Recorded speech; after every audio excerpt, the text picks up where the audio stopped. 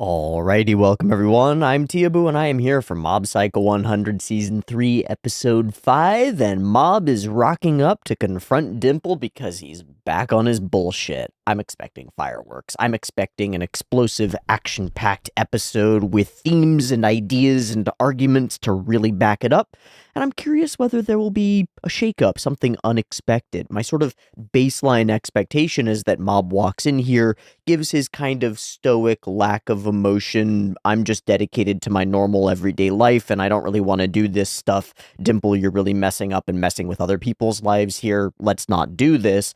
Kind of level-headed attitude toward things. But we've had this sprinkling of wondering about Mob's reflected identity, how he sees himself, and I'm wondering if there'll be a twist here, something unexpected in the way that Mob handles this, or maybe he'll get overwhelmed by the immense power of the giant broccoli.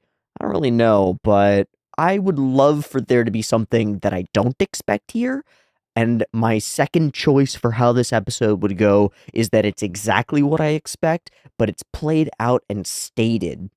The ideas are stated in a way that's really strong, that catalyzes them, that brings them out from behind the veil of vagueness into distinct, perfect clarity, and uses those as his argument to battle against Dimple.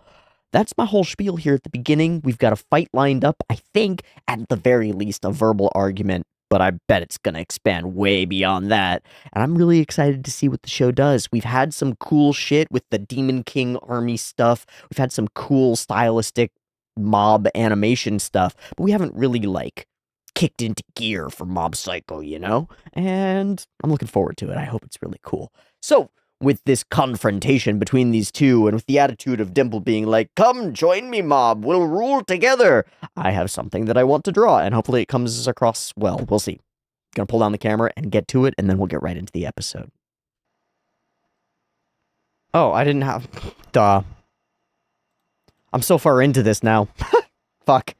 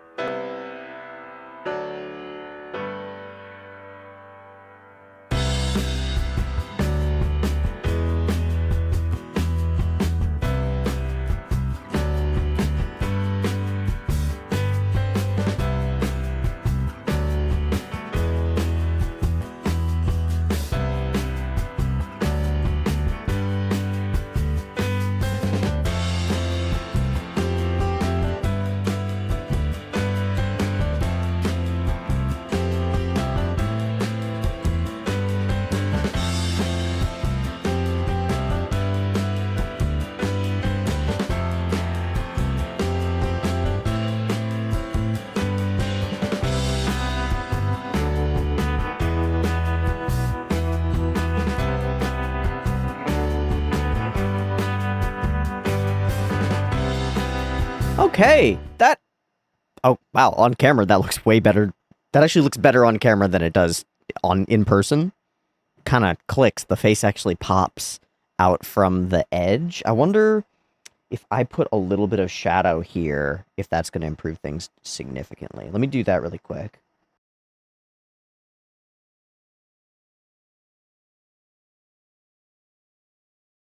Oh, that's even better. Now it really pops. It looks like it's underneath. It's creepy. It gives me, like, broken Japanese mask sort of vibes. Anyway, I don't normally title my pieces, but this one is called, like, Father and Son. We'll roll the universe together. Mob, like Father and Son. Or like Dimple and Mob. Love it. Alright, drawing done. Let's see how Mob Skywalker handles his confrontation with Darth Dimple. I've got episode 5 of Mob Psycho Season 3 up and ready to go. It's sitting at 0 seconds. There'll be 2 versions, picture-in-picture in the description, timer on YouTube, early access on the Patreon, and a beep-beep timer to count you down. Let's get into it.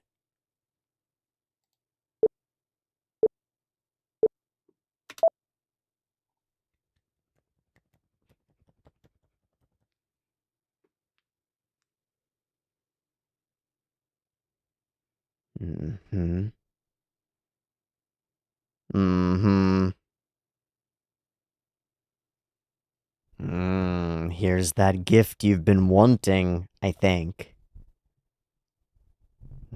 That's what I expected.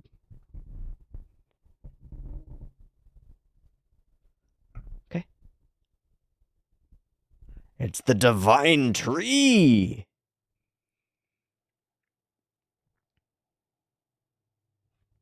I think it's still a broccoli.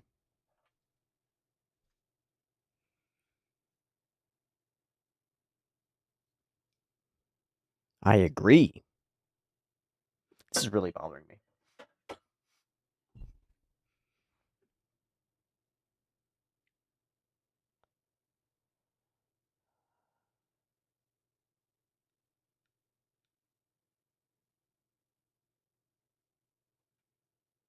Yeah, the group already came together. The dead butterflies claiming it's bringing life, right? Oh, with the paths of choice from Mauve. That's cool.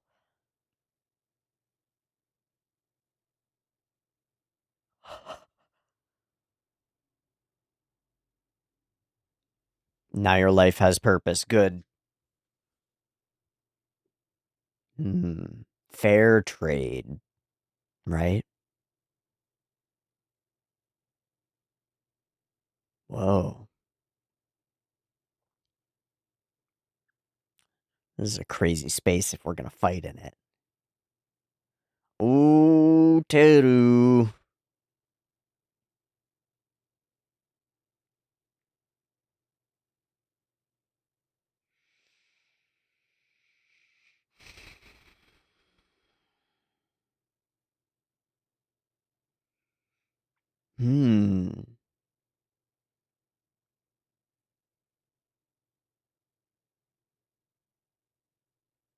Clocked.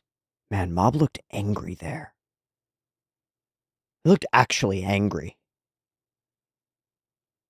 Which is a bit of a twist on what I said was my expectation, you know? That sort of level-headed.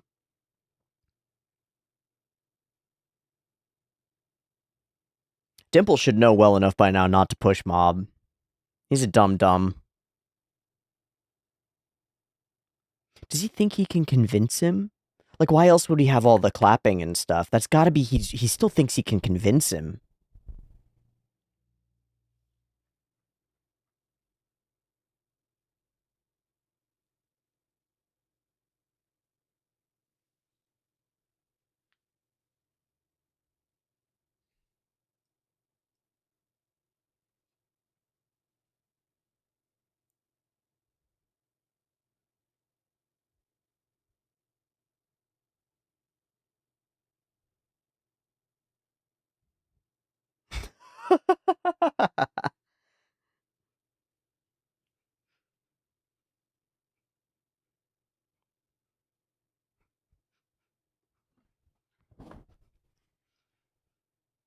What a hype track, man! I'm ready to jump in the boxing ring. Like, how do they do that? And it's not like it's the first time I'm hearing it either. It's just such a bop. Okay. Peace. That's what Dimple said he would bring people's hearts, right?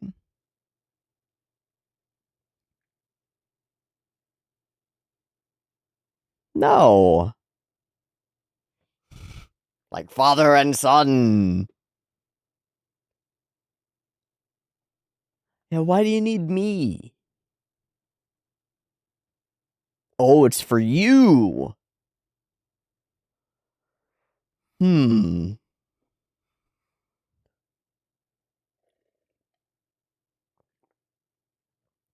For now. They're all in the cult now, man. Take the fucking blue pill. Ugh. The only human left in the Matrix.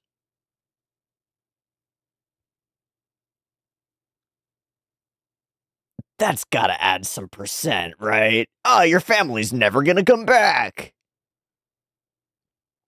Yeah. Cut this bullshit out. Cut this bullshit out. Huh. Huh.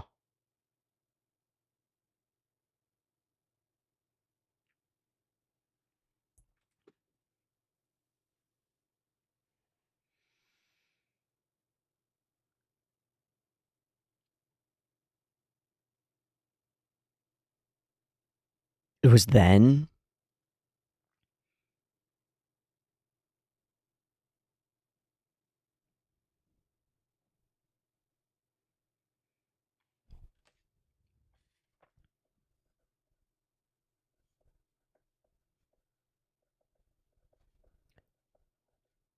There's something so powerful about the idea that you can create a ripple effect and change things, but the direction is so wrong.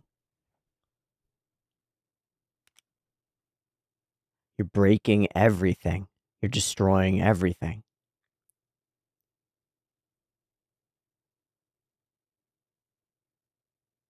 He hasn't made a good argument. He really hasn't.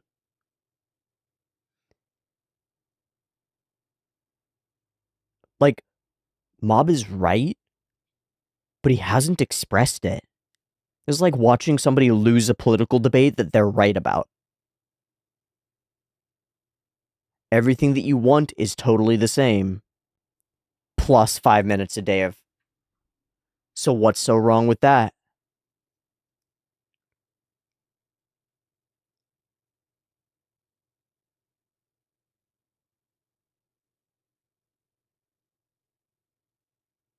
Yeah, what's the deal? Why won't you just join our happy party? Everybody's happy here.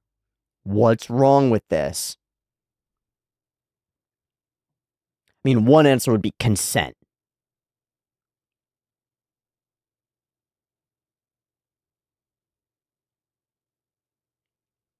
You're robbing people of agency.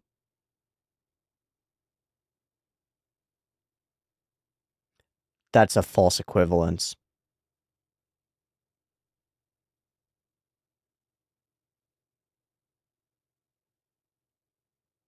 He's got him there.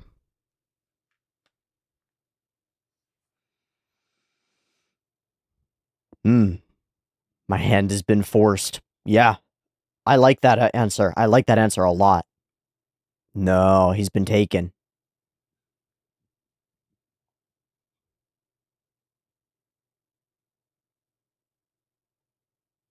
You've lost the argument by resorting to violence. Hmm.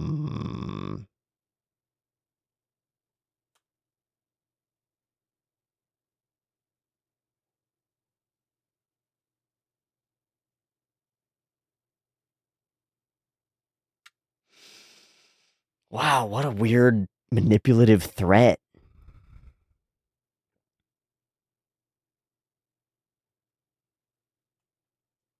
Everybody's against you, man. Oh man, the whole city is Agent Smith's. You son of a bitch.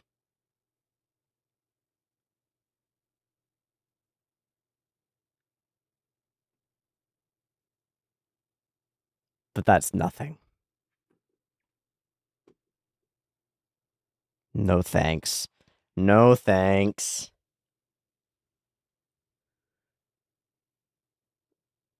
I will stop you. I really don't want to hurt you, Teeaboo. But we've done this before. Holy shit.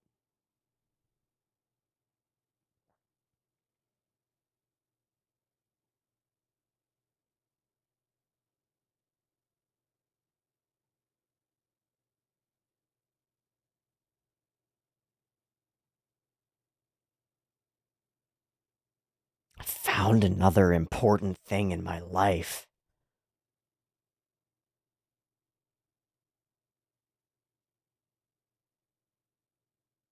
Oh my god, that's cool. He's everywhere, man.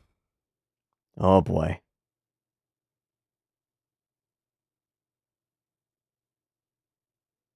Oh boy.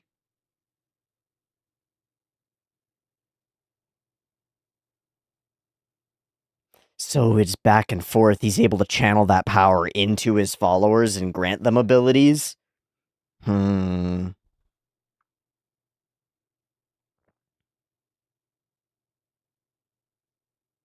Hey, Mob, I think you need about 20% more.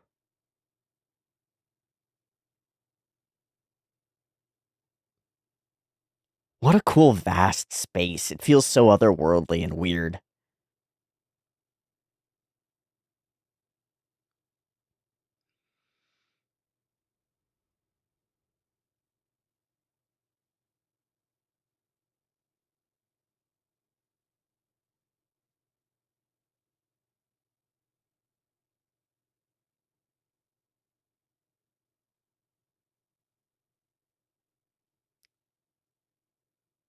Whoa.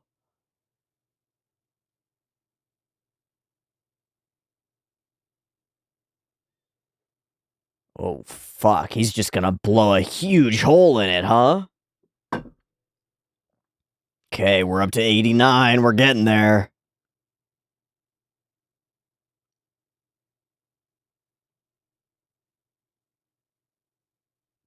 Yeah, he is.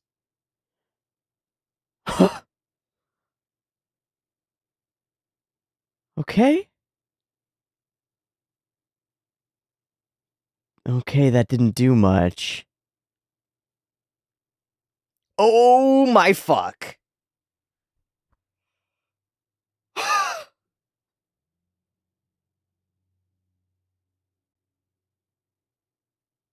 He's so goddamn powerful.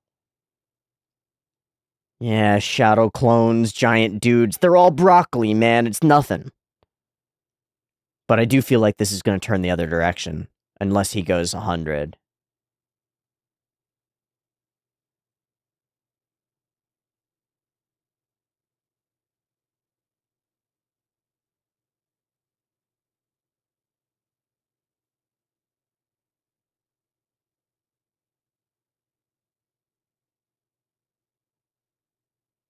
Can he not? Oh. I would be.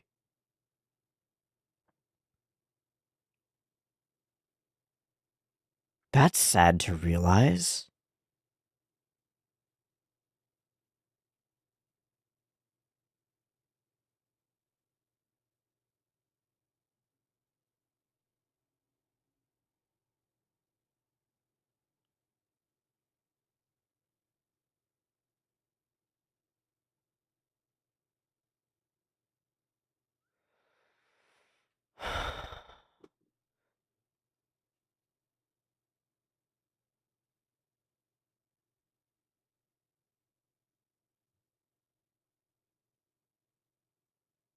Or else. Ooh. That's creepy. Don't make me feel this way, he says. He's getting overwhelmed. Emotionally. Maybe that's the point.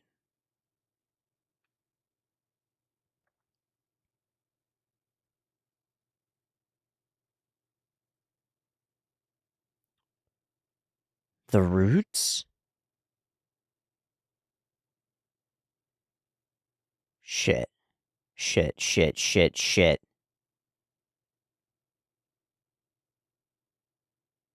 This is his zone, man. You're in his domain.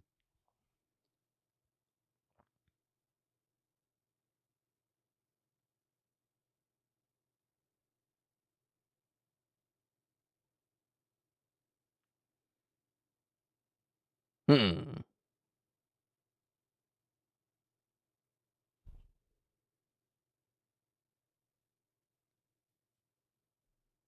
Tsubomi? Dude, that's just gonna make him angrier.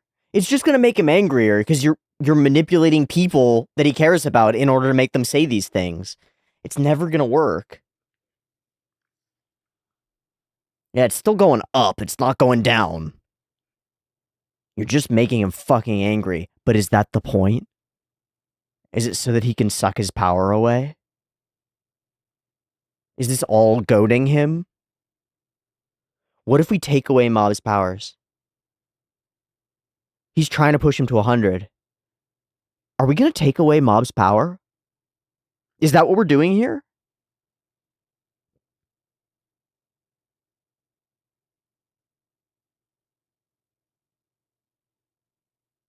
Good, Tsubomi. She's worried about her figure. She's worried about her figure. No, dude. No, she's worried about her figure. No, dude, she always treated him like he was a person. Like he wasn't special because of his psychic powers. Even if you get shredded.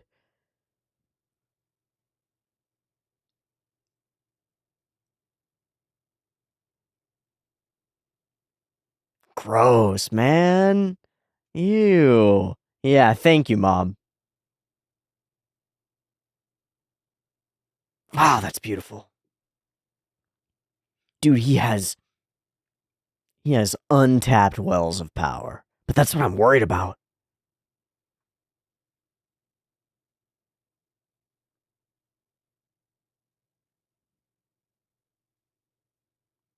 You fucking sure?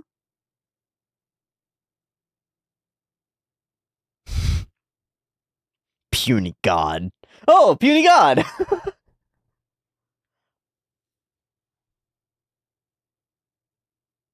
I love the voice change. Okay, he's got gemstone glow too.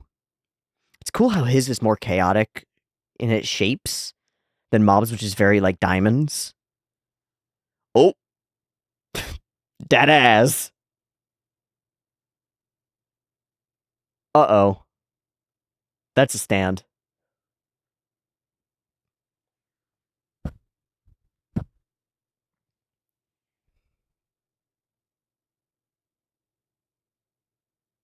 That was insane.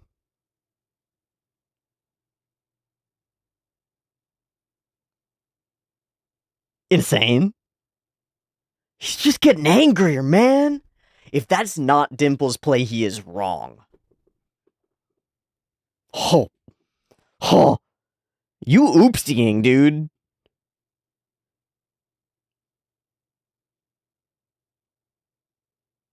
Wait, that was almost identical to a JJK cut. The slide? Dude, he's just getting angrier. You're just giving him fuel.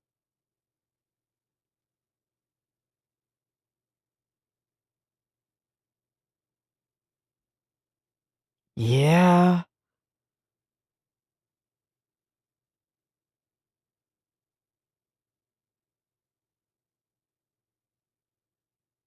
Is he really underestimating him?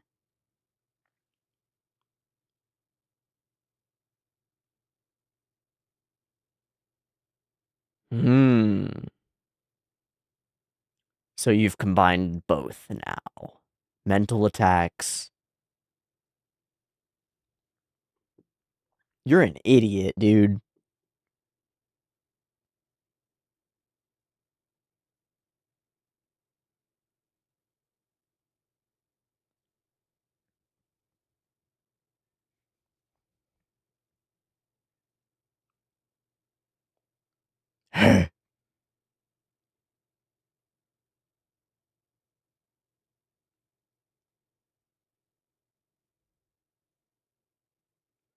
Mm.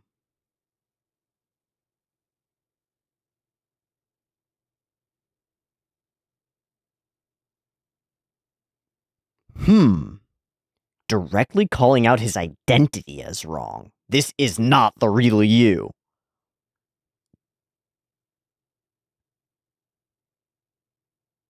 Yeah.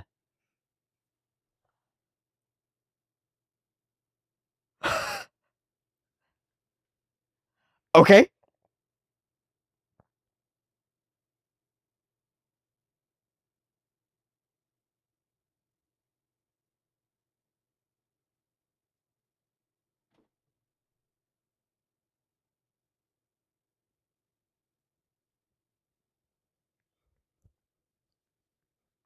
Now you fucked up. You have fucked up now. Now you have fucked up. Now you fucked up. Oh, now you fucked up. You just reached boss fight phase 2. You just reached boss fight phase 2 and you put everything into it.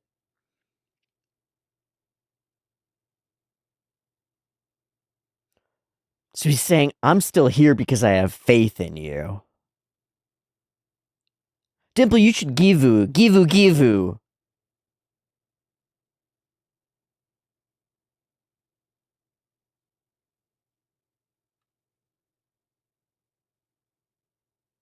It's true. He has been.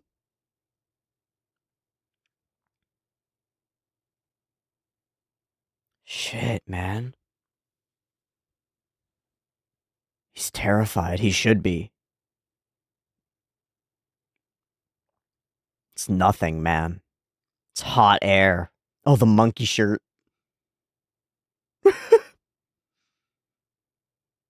Power!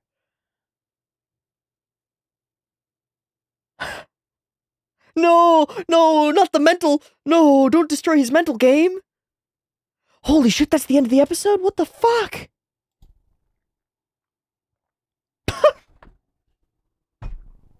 What the fuck?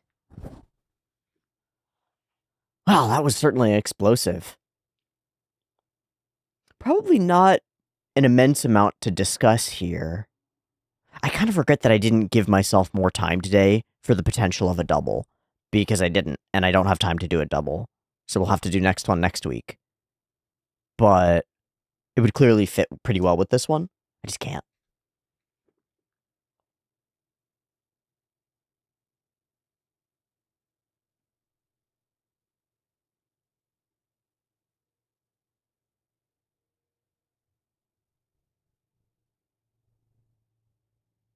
This whole idea is so insane.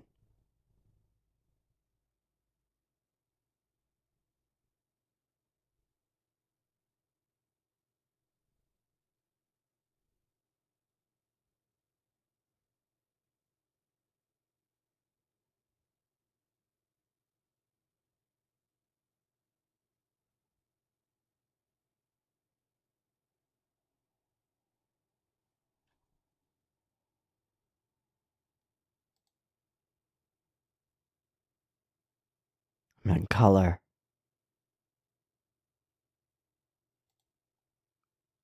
Bonk. Wow. Well, that kicked into gear in a lot of ways, in the way that I expected. A lot of the way that Mob sort of presented himself and stood inside his ideas felt right, felt like exactly what I would expect. But there are some questions about whether Dimple is truly just like a Chihuahua picking a fight with a Great Dane and thinks he can win.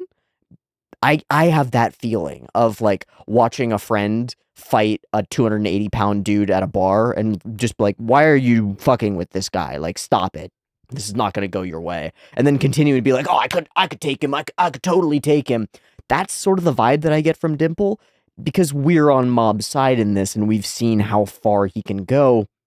I can't shake the feeling that this is just straightforward and Dimple is completely underestimating Mob.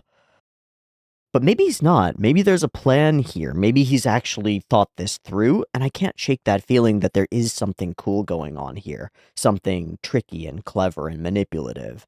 But it seems to be just sliding off of Mob, like water off a duck's back, with the exception of calling his shirt lame. Which is interesting. Why are we doing that? Maybe it's just a one joke, but maybe it is intentionally saying something about your own choices and style and stuff and not letting those get to you, because it's such a dumb shirt. It's shown to us, everybody universally agrees that it's ugly and lame and stupid, but Mob likes it, right? Maybe there's an attitude toward that. Maybe there's a lesson in that somewhere. Wear the shit that you like regardless.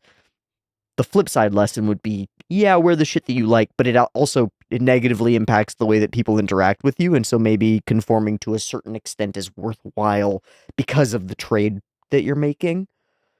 Huh. Interesting. There's some conversations about conformity here. There are some conversations about being left behind, about missing out, about not being a part of things. There's a really interesting argumentative line where Dimple basically presents what he's doing as not fundamentally affecting the status quo of reality in a way that matters or people should be angry about. He's not siphoning enough energy off to hurt anybody. In fact, he's making everybody happier by giving them something to believe in. He just happens to benefit in turn from that belief. And that's, I mean, it's sneaky. It's sneaky, it's slimy as an argument, but it's very hard because of that sneakiness to really effectively argue against it. It's like, I'm not causing any harm. Why are you stopping me? In fact, what I'm doing is actually helping these people. I'm giving them something to believe in that they can't choose not to believe in. And I think when we get to the like moral framing, that's my landing point, or maybe my starting point is that Dimple is actively removing agency from people, right? He's violating their ability to choose for themselves, to walk away for themselves, to live their lives their way. Instead, they have to live their lives his way, and then the rest of the time they can live their lives their way, as long as they're doing the thing that he needs. What? It's hard, though, to frame that as like a population level or socially unacceptable thing to do, or to take it a step further and say that it's evil, right? It's definitely greedy. It's definitely nefarious, but is it malicious? I don't think so. I don't think Dimple wants to harm anybody, right? And it's hard to argue that he's actively harming people, except insofar as he is taking the ability to consent to this relationship, this religious relationship, away from them and fundamentally altering their minds in order to make them do that, which is a problem, right? Like, this is fine if you ask people from the outset, do you want to worship the divine tree? And they go, yeah. But when you get the candy and the roots and the literal like biohacking brain modification bullshit that he's on, we're on a different level. We're not just giving people something to believe in, we're forcing beliefs upon them. And there's no alternative, right? There's no leave seasoning city. That doesn't exist as far as we've shown. There's no saying no. There's no chance to say no because you didn't have a chance to say yes. You weren't given the opportunity to choose at all. There are some really cool visuals in this too, like the moment where Dimple in his head is talking about choosing different paths and Mob is walking up to these various paths. I really like the scene where Mob is like walking through these vast spaces within the divine tree and climbing it and stuff. It feels like it really sets the scene, but it also lets the characters talk before they're in combat, and that sets the scene too. It changes things, and it lets Dimple continue his like tiered manipulation where he's trying different things as they go on with greater and greater stakes involved, right? Bigger threats, scarier things that are just on the edge of being like intentional poke the bear, intentionally messing with Mob and making him scarier, making him angrier. And that's why I kind of wonder if Dimple wants Mob to go 100, if he wants him to reach his limit so that he can siphon all of that power too. The dialogue that Dimple has been putting out indicates that he's just underestimating Mob, but it could be a really interesting wrinkle. Huh. It's funny, when I ended the episode at first, I was like, okay, I guess this is just like sort of the setup for a fight. We're gonna get the real payoff in the next one. And now as I'm sort of thinking it through, there's actually a lot more here than I thought there was at first. There are a lot of layers. It's just, I think a lot of the things in this episode don't have their punchlines yet, right? They've got a big setup for, not a joke, but for a scene, for an idea, and then the punchline is waiting for the resolution.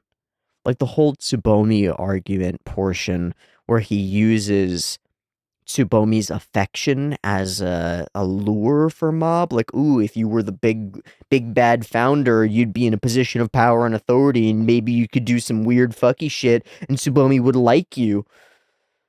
That feels like it needs to be concluded in an additional way beyond just a few points going up on Mob's psychometer, right? But maybe that's enough. Maybe it's just enough to push his buttons like that. Let's go to the beginning. Let's hop on through and see if we notice anything that I missed and highlight some cool animation, because there is some really cool animation in here. Also some cool scenes, cool ideas, like going up the pillar thing, turning it horizontal, and then Mob sort of jumps off it, turns, and follows normal gravity down. Really creative, really cool feeling. Clap, clap, clap. Everyone is acknowledging you. Isn't this what you want? How do you like all the clapping and cheering you've never experienced before? Everybody cheering for you. Doesn't it feel great? No. This is exactly the attitude or tone that I tried to mention at the beginning here, is Dimple's gonna lay out things that he thinks Mob wants, and Mob doesn't actually want those things. And then Dimple's gonna be like, what's wrong with you? Why don't you want the things you're supposed to want? Power, money, fame, wealth, it's all there. Girls, babes, cash flow, let's go. And Mob's like, I'm entirely uninterested in your hustle grind set bullshit. Like, I don't want that, actually. That's not the goal point for my life. It's like talking to like a hustle influencer who's like, oh man, you're not turning that into a business, man. You're not monetizing that. You're not looking for the next hustle. You're not working 18 hours a day. What's wrong with you? It's like, well, that's not how I want to live my life. That's not my goal state. Being worshipped by everybody because I'm so powerful and wealthy and handsome is not actually on my bingo sheet for things that I want by the end of my existence on this planet. Like, I don't give a shit. Your set of goals that you're imposing onto me aren't my goals. I don't want them at all. We're not communicating on that level. And it comes down to those like fundamental assumptions about what is Conan, what is the best in life? It's like, well, my answer is very different from Conan the Barbarian's answer. I don't give a shit about the lamentations of their women, like, at all. I'd rather feed those people. That would give me the heartwarmies, and I'd be able to sleep that night, and it would be great. Let me cook a meal for them or something, or talk to them about anime. Stupid as it is, that's what I would rather do. I don't want the lamentations. And it's like, I don't want the cheering and the applause and the clapping. This actually hasn't ever been my goal state. And for Mob, that should be crystal clear because he's a psychic, and everybody, like, core theme throughout the series has been like, why don't people like worship you for your psychicness? You should do your psychic stuff in a way that people will be like, whoa, Mob is so cool and different. And he doesn't want that. And then there's this point in the argument where he says, like, that's why Tsubomi has never treated you special, treated you like you're special because you're a psychic. Like, she never even noticed you when you were doing that. And I think that's why Mob likes her to some extent. Like, yeah, she's beautiful, she's near the top of the class, all of these things. She's lovely, a great object of affections, but it's her actions that make Mob care about her so much. It's the fact that she treats him like a person, like he's not some psychic superhero that everybody falls head over heels over, that makes it different, that makes him like, oh, she is reflecting to me the person that I want to be and believe that I am, who's just this kid who isn't worthy of Tsubomi, right? And so her reflecting that back at me is correct, right? Me being a psychic doesn't make me good enough for Tsubomi. If it did, in Mob's mind, his whole identity and the way that he places himself in society wouldn't make any sense, right? But Dimple doesn't understand this, so he goes, look, this girl doesn't even get it, right? She doesn't even get how awesome you are. She should be falling over at your feet because you're so fucking cool and awesome and such a psychic superhero and shit. And Mom's like, that's the opposite of what I want, actually. I want her to see me as a person, and if she respects me for my work at the Body Improvement Club, that means infinitely more to me than if she respects me for something innate that I don't really have control over, right? I'd rather have a girl who loves what I do than loves how I look, how tall I am, the color of my eyes, the job that I hold. Like, I'd rather have a relationship with somebody who cares about who I am, not what I am. So it just doesn't fucking land. And it's kind of beautiful. It goes on a lot from here, but this sort of Aikido, this sort of emotional aikido that Mob does throughout this, where he just sticks to his guns and is not swayed by arguments that don't affect him, by like goals that have false assumptions at their base, at their foundations. He just ignores those. He's like, shut the fuck up. Let's talk. Let's get this out of the way, man. It's cool. It's not a broccoli, it's something different. The aggregation of powerful belief can sometimes manifest into reality. That's true. That's just true. A new god. God, you're just a coordinator. Yeah. An up-jumped role, right? You're just bringing together people and then claiming a position of authority. I'm going to claim that he is the reincarnation of their great creator, the dead butterfly, man. Wasn't there... Haven't we been using that butterfly?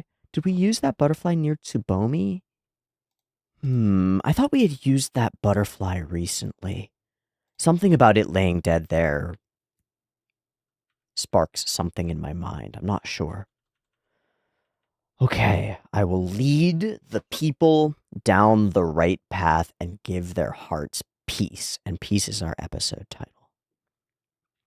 How do you know what the right path is for somebody else? How do you pretend to know that? It's so obvious to me that that's crazy, right? I will lead people down the right path. I guess he means it in a broad sense. The right path is to worship the divine tree, but there's a deep arrogance here, believing that you know better than someone else, group of people, what their lives should be like. It's like the truest arrogance, man. I will lead people down the right path. And then Mob looking at the different paths he could take. Is giving people peace of mind even effective? I don't know. I'm making shit up. Some fucking god you are. The followers will figure out the rest for me with however they interpret this. Oh, you know, that's important. Dimple doesn't give a shit about helping people down the right path. The only thing that he cares about is that they pray to him and give him his sustenance. He doesn't care about producing good for them, except insofar as it maintains the prayers, right? He's not creating for the sake of creating. That's the difference here.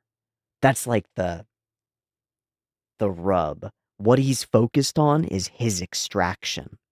He doesn't actually give a shit about all the rest. When questioned on all the rest, okay, how are you actually going to give people peace of mind? I don't know, fuck it. They'll figure that out. The group will. But I thought you were leading them down the right path. You're just going to let them choose their own path and you're just going to reap the rewards? Now we understand the relationship that Dimple wants. His ideal relationship is, I do nothing, I get sustained forever, I continue growing followers and gaining more, and I continue having to do nothing. Oh, and I can claim that I'm being moral and good and helping people by doing so. But he's not really creating anything. He just wants to extract. What a space. Okay, I think this is the point where the landscape sort of opens up a little bit. Awesome. I love the visual of looking up amongst immense trees like redwoods or sequoias and getting that sort of, whoa, that odd perspective. And I think they nail it here. They really capture that feeling. And it expands the broccoli. I mean, I know it's huge, but it feels even bigger on the inside. It's really cool. Look, the believers are all having a great time, including your bestest friends. In the end, the ones who have the most fun win. Did we say that before? Is that an echo of a previous line? It feels like it is. Tickles something in the back of my head. It's strange because it's an attitude that, from a different voice in a different context, I could find myself nodding along with and agreeing with, but in this context, it seems really flippant, really fucked up. Okay, our banger OP, join the religion. We can stand at the top and have a blast together. It's all about just having all the fun, man. Why? You're already powerful. He says you have the potential to grow. He's like spinning it as though he's helping Mob. No, I refuse. But everyone else is already in this world, and you're choosing to remain behind alone. We contrast this happy, shiny, and bright with the darkness here. And that's the darkness of the reality outside the hypnosis bullshit, right? The city's actually crumbling. The roots are actually breaking down the infrastructure. And maybe that's more, like maybe it takes a metaphorical layer as well. Is this worship and devotion to Psycho Helmet destroying the ability of people to relate to each other properly? Is it tearing apart the infrastructure, the social infrastructure of our city as well? Wrapping people up in this like black hole that sucks all their devotion and energy into it and removes that from circulation. Like everybody is doing things for each other, favors, little things, whatever, creating relationships, and that has effects on the way that everybody interacts. If they're all doing it under the auspices of this church, maybe it will still all be happening, but maybe it'll be sucking all that away. That's how it feels. The way he says, no one's ever coming back, fully flips over into pure villainy, right? It's like, don't worry about it, I haven't changed them that much, is the opposite of what Dimple is saying. No one is ever coming back. I've won.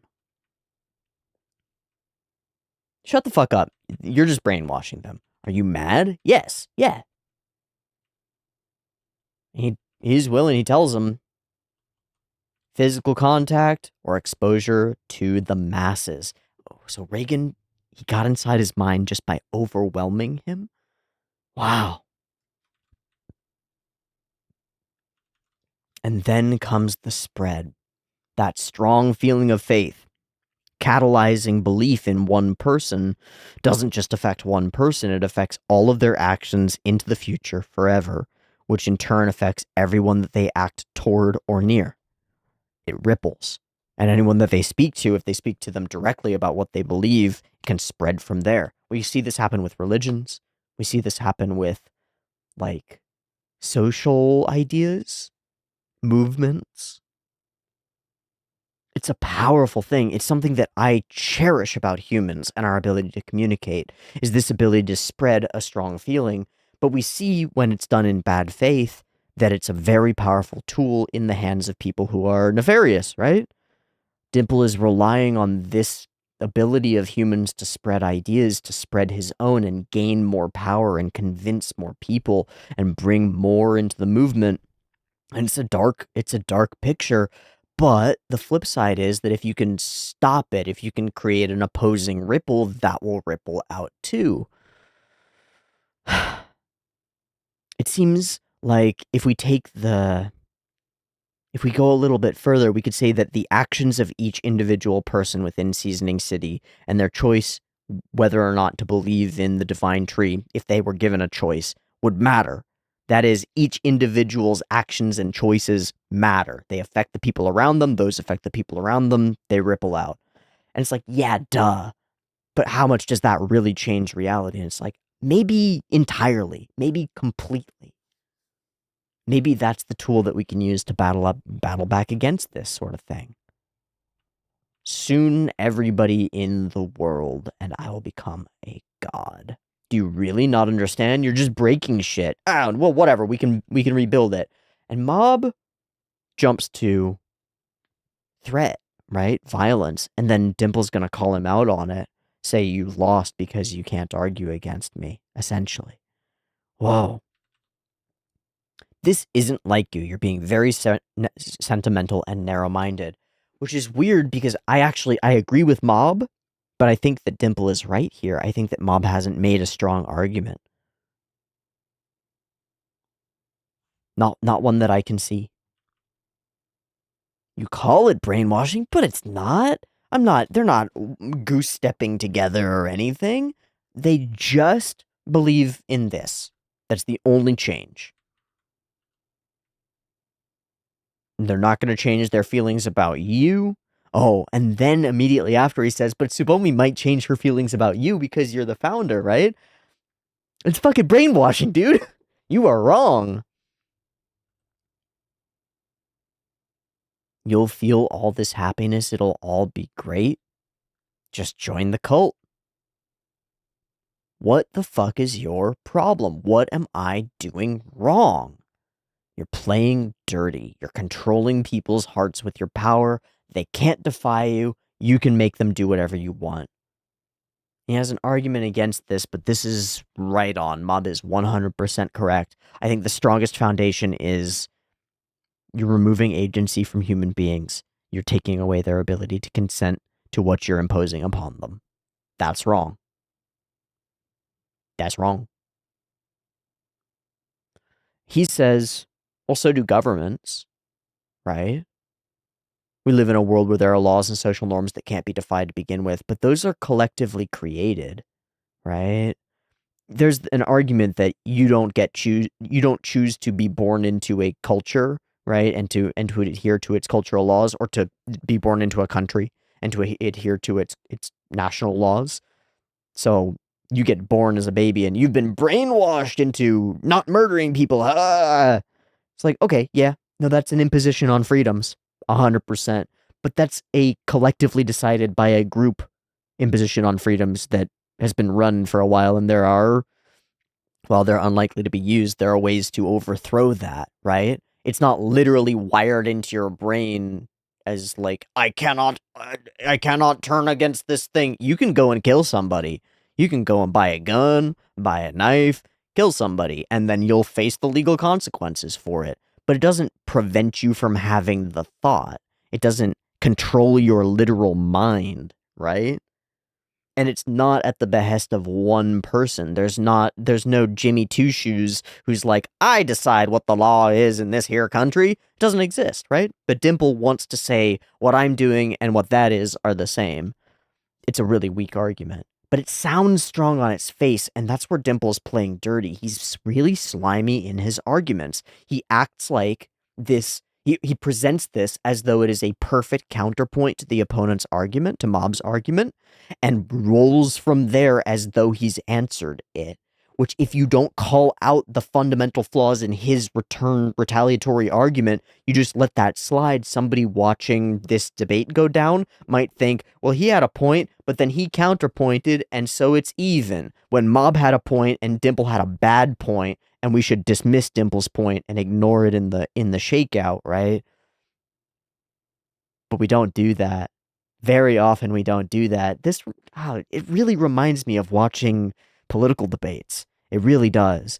Because you've got something really clear cut, and then you've got a non-answer that jumps around, dodges, creates little false equivalencies, and then frames out through fallacy, basically. Through fallacy, frames out an argument that on its surface looks like it smashes the other one, but is hot air on the inside. It's just empty. And we use the roots destroying everything as our backdrop for this line. If you're oblivious to the laws, you don't have any problems. And the corollary would be, but once you come into contact with those laws, you have problems. Interesting. But he doesn't even finish the thought. He jumps to the next one, which is very common in people who are scrambling for arguments, right? They don't have a core argument, so they're going to jump to different ones, and then they're going to do ad hominems and call you out and try to make you uncomfortable, try to Uno reverse and flip your argument onto you in order to, like, that doesn't dispel the fact that it applies to them, but if they can apply it to you and make you seem like a hypocrite, then that weakens the whole thing and muddies the waters and gets us away from the actual root core of the fact that they don't have a root core to their argument. Because the root core of Dimple's argument is, greed is good for me. right? And it's not hurting anybody else anyway, right? It's all good. It's not really a strong core. So he flips over to, and you're about to be a hypocrite. You're going to use force, huh? Mob goes, yep. And this is another little verbal Aikido. Yes, but I have to. You're brainwashing my fucking family. It's like, you're getting bullied and bullied and bullied, and you fight back. It's like, oh, you hit me. Why would you do that? You're going to resort to force? You're such a bully. It's like, I didn't have a choice. Had to do something. And I'm restraining myself quite a bit. And then we get Teru with the mind-brained. He's been mind-brained. Think rationally, bro. If you choose violence just because you have a disagreement, it's over. Dimple wins. Well, not even Dimple wins. It's like your relationship with Dimple will be destroyed, right? That's really interesting. It reminds me. Sorry to keep doing these like it reminds me, but this really reminds me of certain dialogue trees that happen in broken relationships, like abusive relationships, where you're trying to keep somebody, one person is trying to keep the other person under their thumb. And it's like, well, if you choose to walk away now, it's all over and there's no coming back. You'll be giving up the best thing you ever had. It's like, oh no, a terrifying threat. I'm so scared. What if I lose everything? It's like, yeah, walk the fuck away. Walk away. But the way that it's framed is, it rings like that to me. It's like, oh, if you choose this, there's no coming back from it, baby. No, if you put your hands on him, it's all over. Your relationship with Dimple. Our friendship will be over. If you're going to forcibly tear apart their religion, I'm going to stop you. And your family won't let you get away with it, and everyone will turn against you.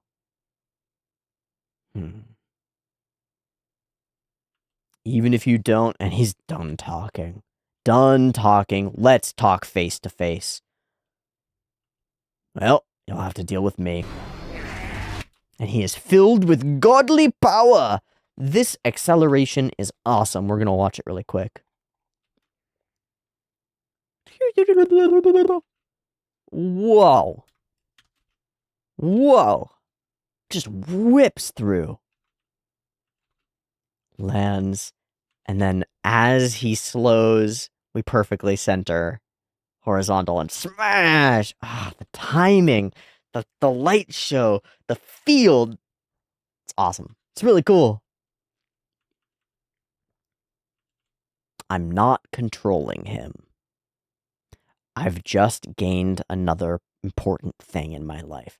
So it's not mind control, it's just the insertion of an idea that determines what the person will do in the future by their own volition based on an idea that they didn't choose to have put into their brain, right? It's not mind control. Teru is making his own choice to defend the divine tree because you've implanted the idea that that's the most important thing in his world into his brain. You're fucking controlling his mind. That's bullshit.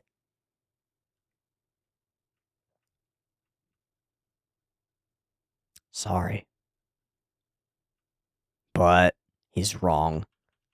Teru is powerful. Okay, I missed the little drop off. Oh, that's cool. Oh, it's so cool. Godly powers. So he can give and he can take.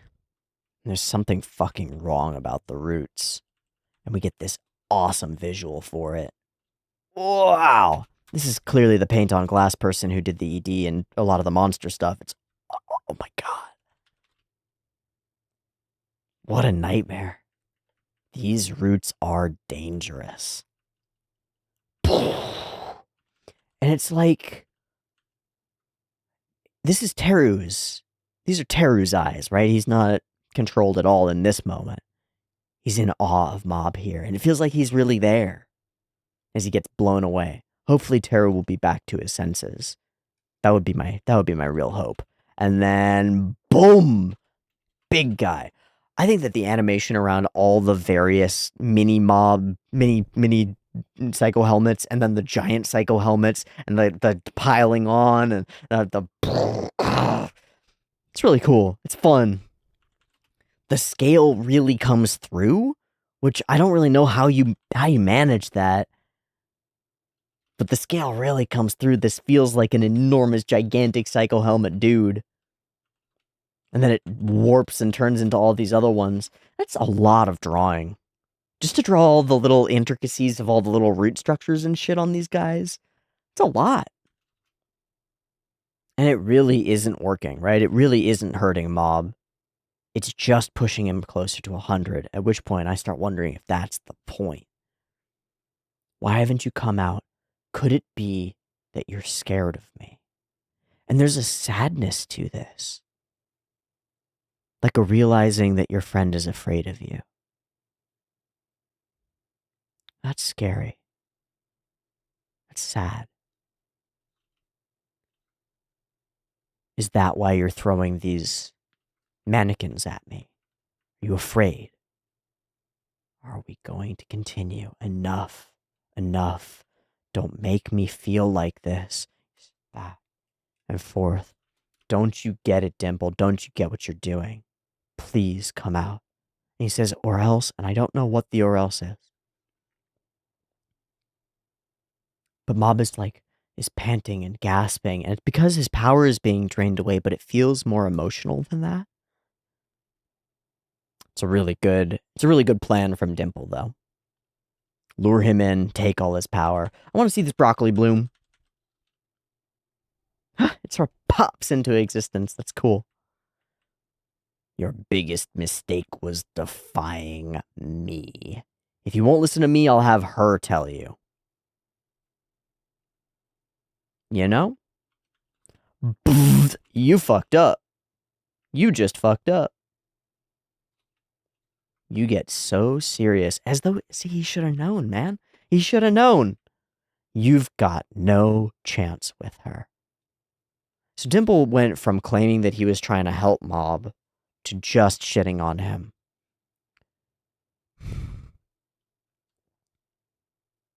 She's the type to honestly say she doesn't want something. A strong woman who doesn't conform to others and lives by her own set of values. I think she's just worried that everybody will think she's fat. I think that's the joke inherent to this scene, is that Tsubomi is wonderful, but she really cares what other people think of her. And I think that she thinks that people will think she's fat. Like, she's not just turning down the candies, she's also walking past the yakisoba and walking past the grilled corn and stuff. It reminds me of the scene where Mob thinks everybody's staring at him. It's like, Tsubomi's a cool and won't conform to anybody, but actually she's just conforming by, like, sticking to her diet. I don't know. Maybe it won't be. No wonder she never even noticed you when you used your psychic powers in front of her. And even if you get shredded, she'll never need you. But she's a believer, and maybe she could believe in you. You've just made Mob angrier, man. Oh, man. Oh, the blast and reform of Dimple was one thing that I really liked. Oh, wow. It really keeps going, too. That's freaking awesome. Freaking awesome. It's not like I'll lose to bad Dimple. So he goes full bootylicious golden. Which is really silly, but also kind of fucking intimidating in a Zawardo kind of way. It's bad. And punches Mob so hard that he turns into a sketch. That's freaking cool. Turns him into a Tasmanian devil for a little bit. Does all these godly moves. This scene is awesome. That's awesome. How do you like the power of a god? When you look down, and he's looking at you like he's half Fuhrer fucking Bradley, I think you don't keep this fight going. I I think you cut it out, Dimple. I think you were making a mistake. And he realized, he's like, oh, shit. But he's also, I think, pissed that Mob keeps defying him. That's what he said, right? Your biggest mistake was to defy me. But I don't want to manipulate people or control their minds. I just don't want them to defy me. Okay. This slide.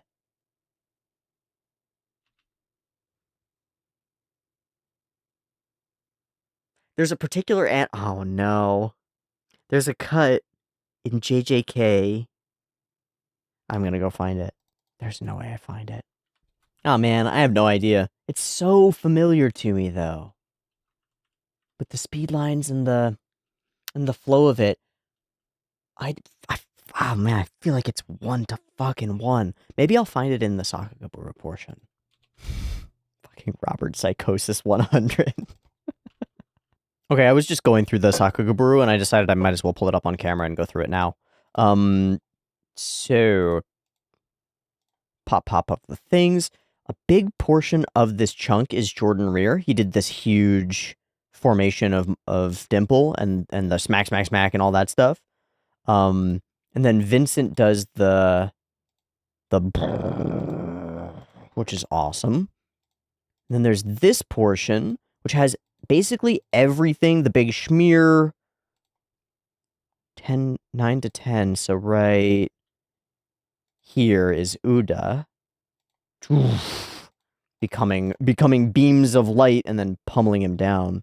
But it ends before the dashing sliding cut. This is Miyosato, as expected. That's cool.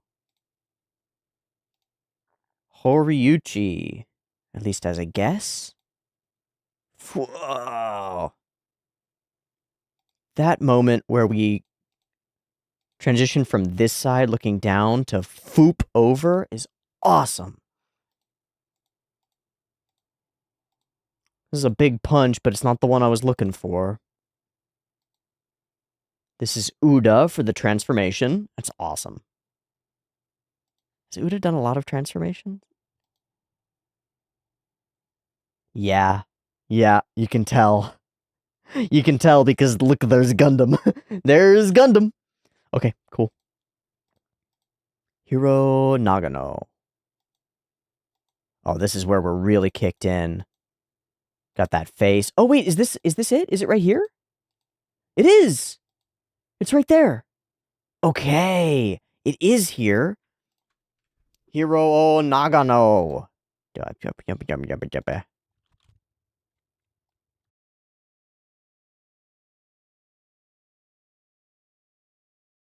Nothing. I have no idea. Oh, man. It's so similar. Okay, whatever. Boom. Oh, it's so big. And then all the multiples, too. It just feels like a hugely complicated sequence. This scene looking down with the sway to his hair, there's a lot of character in the way that Mob walks, a lot of emotion in it. It's great. Nobuaki Nagano. Oh. Wow. I really like that shimmery barrier. And then these explosions are awesome.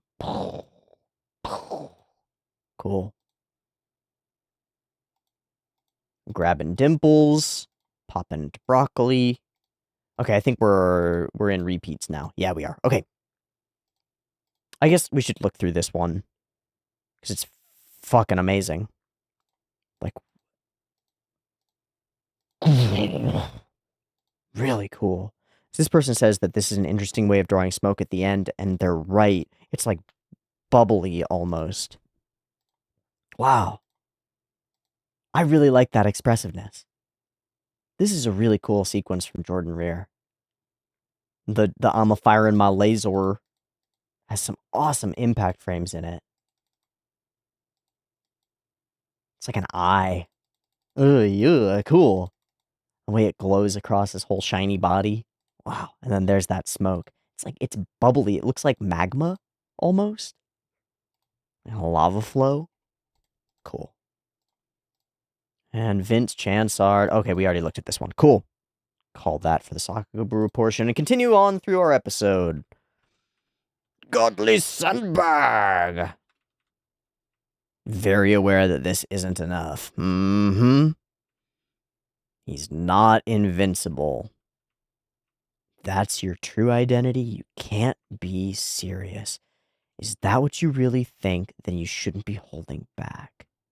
It's all fake. Everything that you're doing is fake. It's not real. It's not true. It's not your identity. It's not who you really are, says Mob. Interesting. I don't know what to take from this yet. It's such a powerful, way of putting a stop to Dimple's line of thinking. But Mob needs something to back this up, and I'm not sure what backs this up. Don't try to convince me that's the real Dimple. I won't allow it. I won't accept it. It doesn't suit you. Is this denial? Or is this a really strong belief that Mob is going to make into reality? I don't know.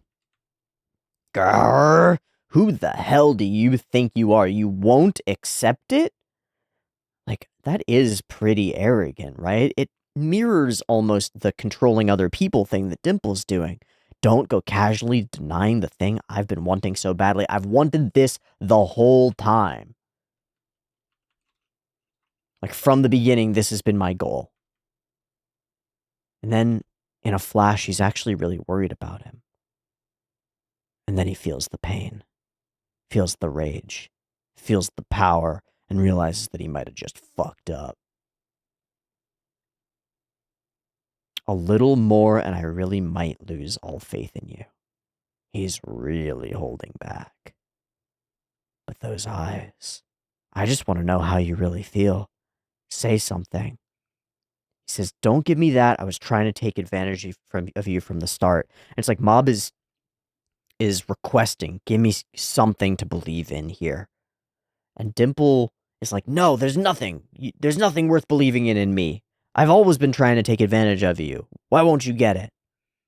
I'm sad. Is this goodbye? And blasts everything away to reveal an ugly fucking shirt and push Mob over the limit.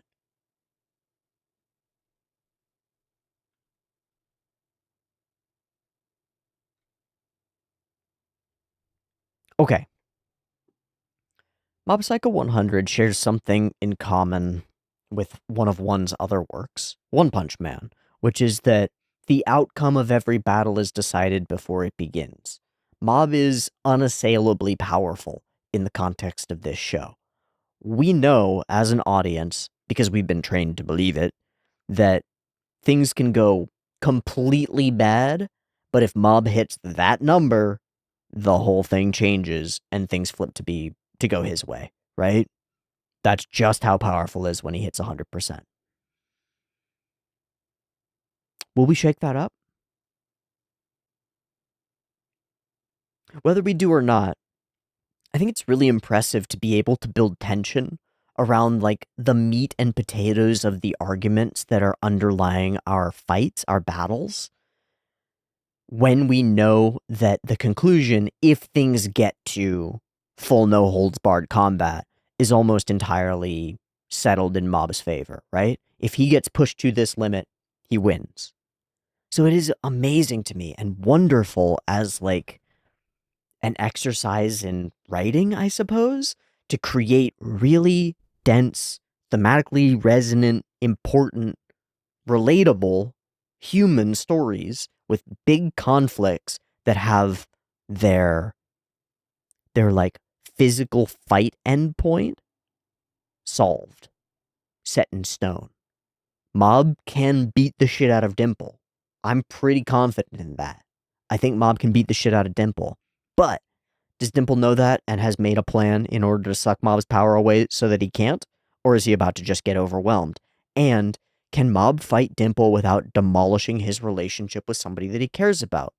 Dimple keeps claiming, I don't actually care about this. This is who I really am. Divine Tree, all this shit, power and becoming a god is all I've ever really wanted. But Mob is fighting to get his friend back and to get his city back. He's not fighting to defeat the enemy. And that means that pure force isn't enough to win under his conditions.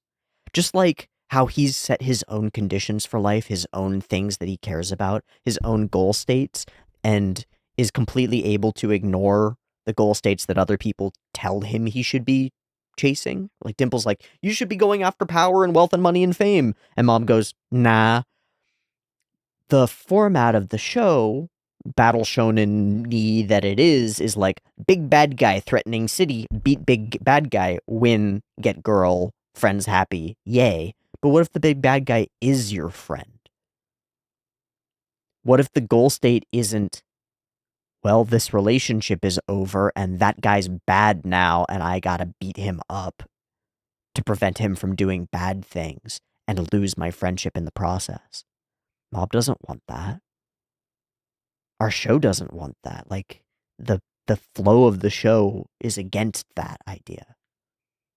So Mob just pummeling Dimple into the dirt until he gives, right? Oh, I give up, I surrender.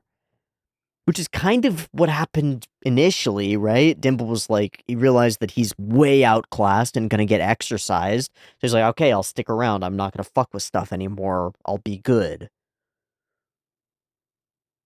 That's not gonna work. It just resets us back to square one. And Dimple still has this motivation under the surface.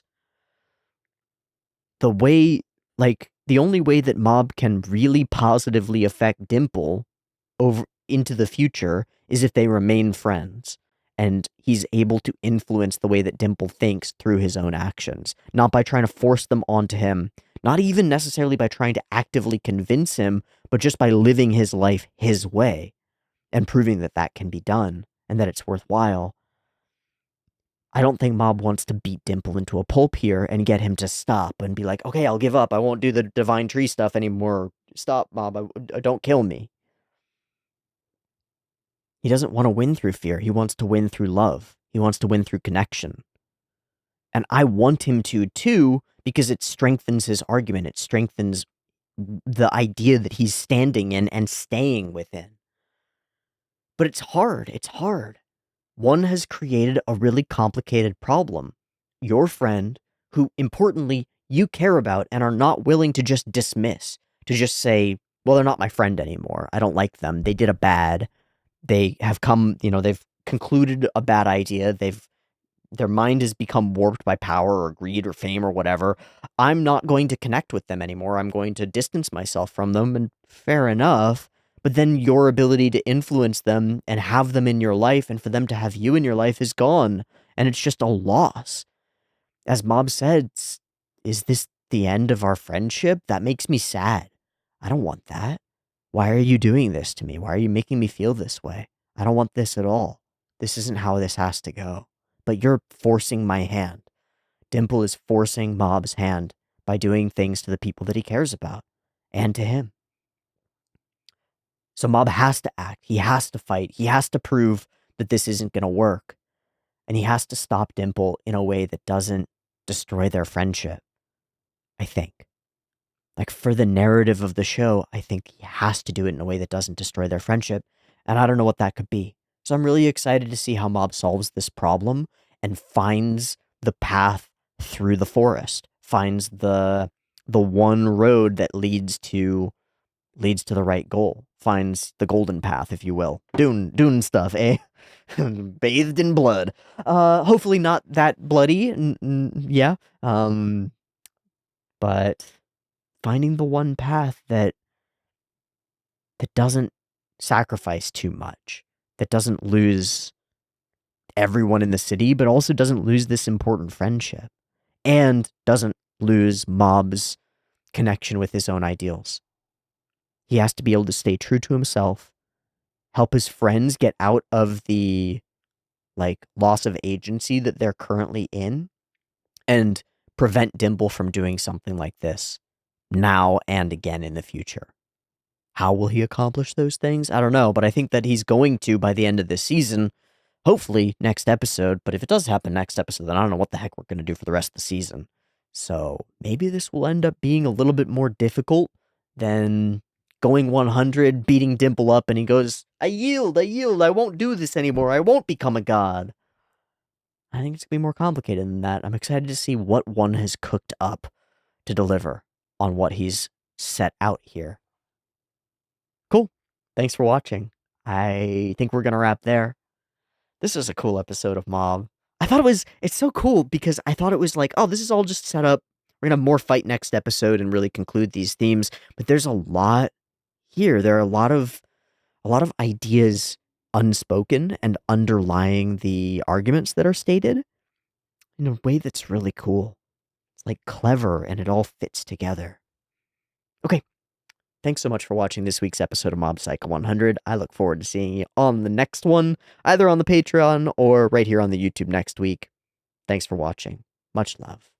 Peace.